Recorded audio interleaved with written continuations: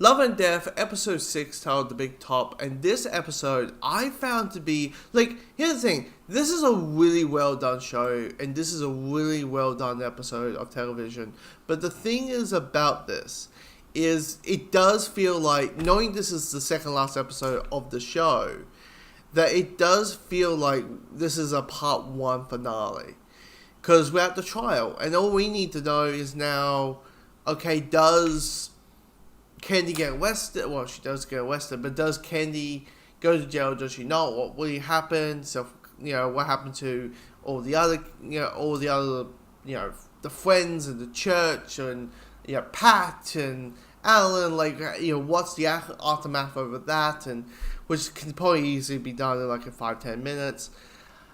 I mean, it does feel like we're hitting that point where it's like, okay, we're just getting a one episode and we are splitting it into 2. So this is a really hard episode to talk about because it feels like I'm getting half of my episode, really. Because it is all about the trial. And the point of view of the offenders, or the DA's witnesses and their people, the DA's people to, justify and testify, and from people from the church to the police officers who saw Betty's body to Neil to a analyst who is like, look, if it was self-defense, it probably became self-defense at the beginning, but it became a crime of passion at the end. Because their mindset is like, okay, that explains a blow or 2, but it doesn't really explain the extra 39, 38 blows. You basically just went, Candy just went completely at Candy, even all I can think is it's our crime, our anger, our sadness, all those emotions. Candy just it's simple. She snapped. It was self-offense, but then she just snapped and basically just have it home. That's what I'm thinking. But it does feel like next episode, next week, we'll get the point of view of Candy. Candy will share what really happened.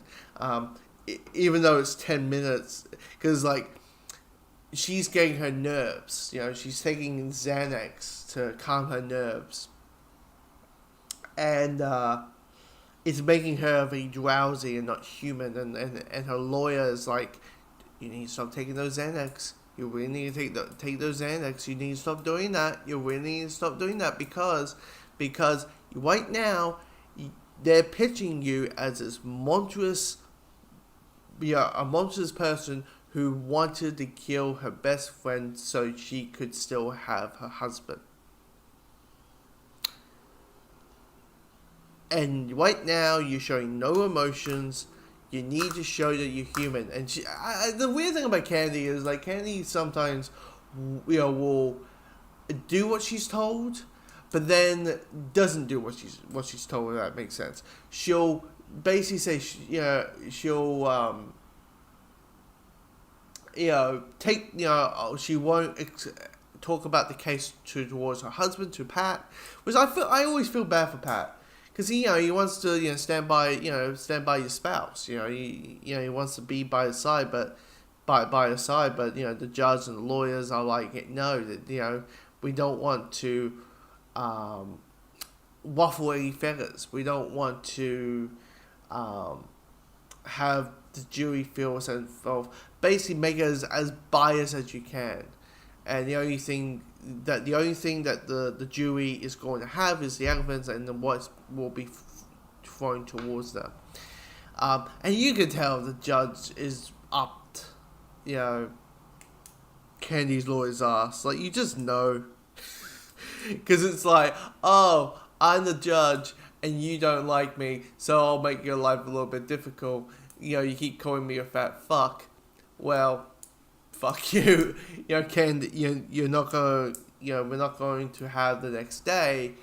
It's going to be, you got 10 minutes for Candy to get, hold herself together and be on the stand. It's just good writing, good pace. You're invested with it. It's just one of the situations where, like, I don't think there's much I can talk about here because I'm getting half of an episode, really. Which, I mean, the performances are great. I mean, Elizabeth Olsen has been crushing it since episode 1.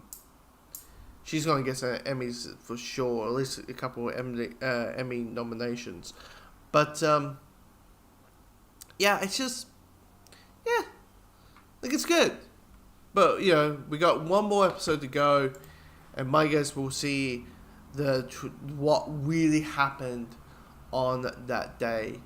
Was it self-offense? Was it not? And that's, I think, what we're going to see next week.